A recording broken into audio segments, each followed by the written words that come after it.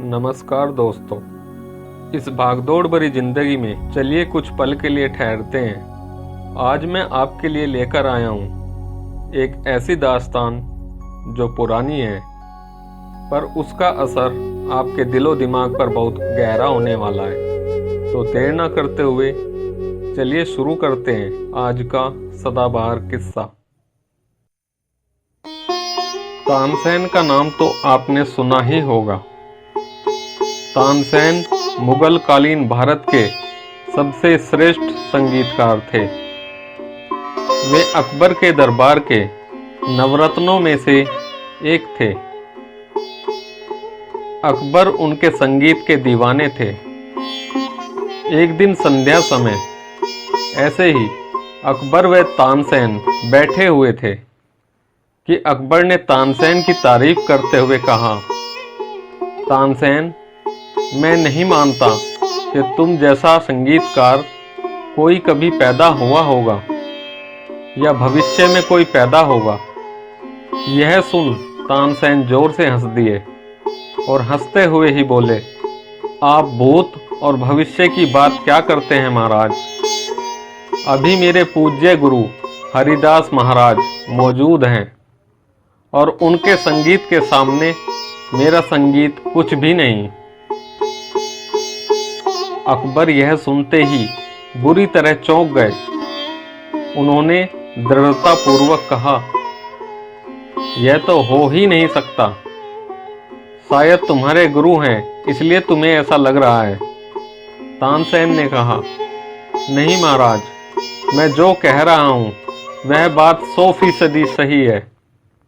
इसमें गुरु प्रभाव तनिक भी नहीं। मेरे गुरु हरिदास वास्तव में मुझसे कई गुना प्रतिभावान है। लेकिन अकबर को अब भी विश्वास नहीं हो रहा था। इसलिए उन्होंने उसी क्षण तानसेन से कहा, ठीक है, तो उन्हें दरबार में बुला लाओ। मैं उनका संगीत सुनना चाहता हूं।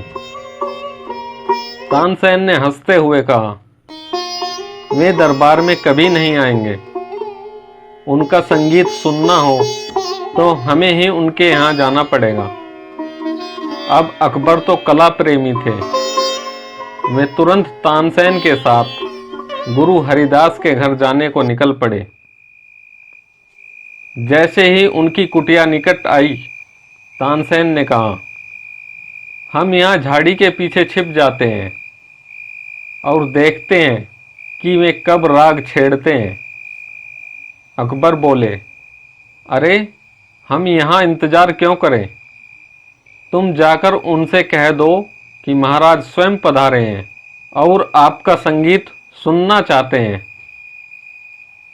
तानसेन ने कहा, यह नहीं हो सकता महाराज।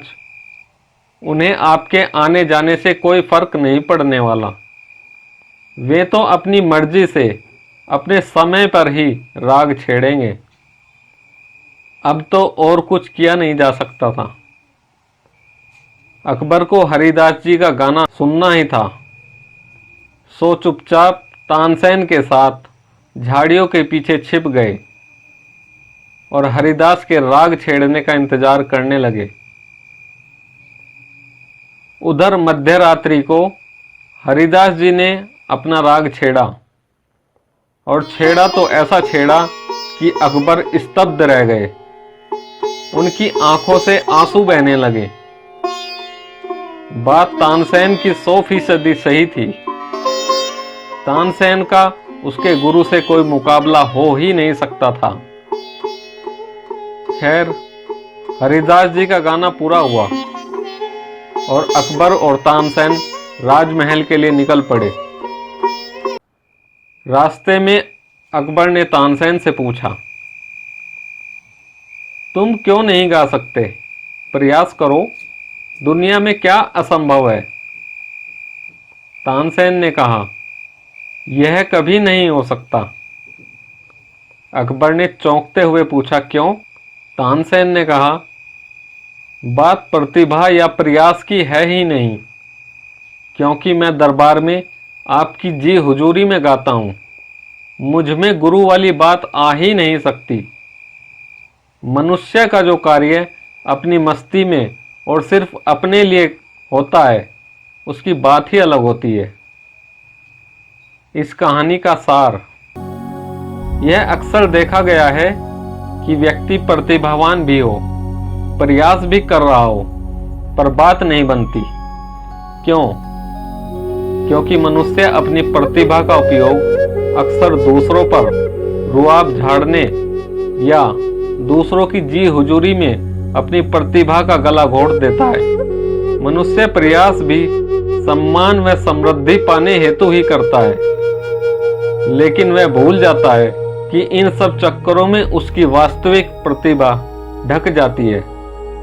यह ध्यान रखें कि जिन्होंने भी ऐतिहासिक सफलता पाई है, उन्होंने अपनी प्रतिभा अपनी मस्ती हेतु अपने पे ही निछावर करके पाई है, और इस कारण उनकी प्रतिभा कुछ ऐसी निखरी है कि पूरे विश्व ने उनकी प्रतिभा को सलाम किया है। इसलिए आप में जो प्रतिभा है उसमें डूब जाओ, उसी का आनंद लो, उसमें झूमो। सम्मान व समृद्धि का ख्याल छोड़ दो, वह तो आपके द्वार आपकी प्रतिभा की मस्ती में डूबने मात्र से पीछे पीछे चली ही आएगी। कहानी कैसी लगी कमेंट में ज़रूर बताना, और हमारे चैनल को सब्सक्राइब ज़रूर कर लेना। धन्यवाद।